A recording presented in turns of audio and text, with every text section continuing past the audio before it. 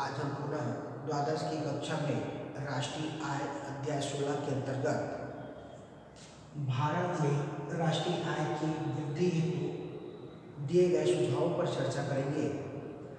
भारत के राष्ट्रीय आय के वृद्धि हेतु कई प्रकार के सुझाव दिए गए हैं। इन सुझावों में जो प्रमुख बिंदुओं के माध्यम से हम समझने का प्रयास करते हैं वो 6 बिंदु हैं। तो पहला बिंदु है पूंजी निर्माण में वृद्धि। भारत सरकार को ऐसी योजना बनानी चाहिए कि वो अपनी पूंजी निर्माण में वृद्धि कर सके। इसके लिए हो सके तो उसे भारतीयों से पूंजीपतियों से पूंजी निवेश के लिए प्रेरित करना चाहिए या अन्य विदेशों के पूंजीपतियों को भी अपने देशों में उद्योग लगाने के लिए, तकनीक लगाने के लिए प्रेरित करना चाहिए। इससे क्या होगा, भारत में पूंजी का निर्माण होगा और उस पूंजी निर्माण से भारत की राष्ट्रीय आय में वृद्धि होगी। एक दूसरा है शिक्षा एवं प्रशिक्षण की व्यवस्था। भारत सरकार को तकनीकी मूलभूत रोजगार से संबंधित शिक्षा को बल देना चाहिए। अर्थात ऐसे बोले, हमारी जो प्रारंभिक शिक्षाएं हैं, प्रारंभिक शिक्षाओं में तकनीकी ज्ञान से संबंधित रोजगार को, हमारी शिक्षा रोजगार को होना चाहिए। अर्थात हमें आगे चल करके अपने रोजगार में, उस शिक्षा में रोजगार में सहायता प्रदान करें। ऐसे शिक्षाओं पर बल देनी चाहिए। साथ ही साथ प्रशिक्षण की व्यवस्था करनी चाहिए। शिक्षाओं में तकनीकी ज्ञान या औद्योगिक शिक्षाओं के हेतु प्रशिक्षण व्यवस्था करनी चाहिए, जिससे लोगों की शिक्षा के साथ साथ प्रशिक्षण होने से उस शिक्षा का उपयोग हम लोग अपने व्यवसाय के क्षेत्रों में कर सकते हैं और इससे हमारे राष्ट्र की उत्पादन क्षमता में वृद्धि होगी। इस बात पर ध्यान दें। तीसरा, आधार संरचनाओं का विकास।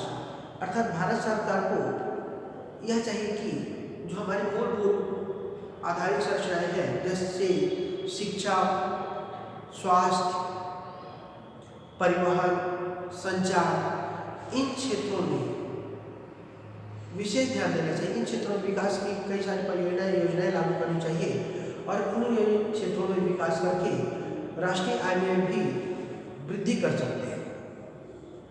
इसी प्रकार चौथा बिंदु है अनुकूल पृष्ठभूमि का निर्माण। भारत में अनुकूल पृष्ठभूमि के निर्माण की भी आवश्यकता है। अर्थात ये बोले कि बहुत सारे ऐसे क्षेत्र हैं जिसमें लोगों की आर्थिक विकास के लिए केवल चेतना जागृत की जाए तथा शिक्षा के संग उचित प्रबंधन किया जाए। शिक्षित होने पर रूढ़िवादिता, भाग्यवादिता, बुराई आदि जो बुराइयां हैं व्याप्त हो गई हमारे मन में, उन बुराइयों से भी हमें दूर किया जाए और एक नई सोच, एक नई चेतनाएं लोगों में जागृत करना चाहिए। ये उसकी मूल अनुकूल पृष्ठभूमि मानी जाती है। पांचवा बिंदु है धन एवं आय के वितरण में सुधार। भारत सरकार को धन और आय के वितरण में सुधार हेतु कई सारे कदम उठाने चाहिए। जैसे कि जो भारत सरकार कर आरोपित करती है, कर निर्धारण करती है, उन करों के निर्धारण में इस प्रकार की व्यवस्था होनी चाहिए कि पूंजीपतियों से पर बढ़ते हुए क्रम पर कर आरोपण किया जाना चाहिए।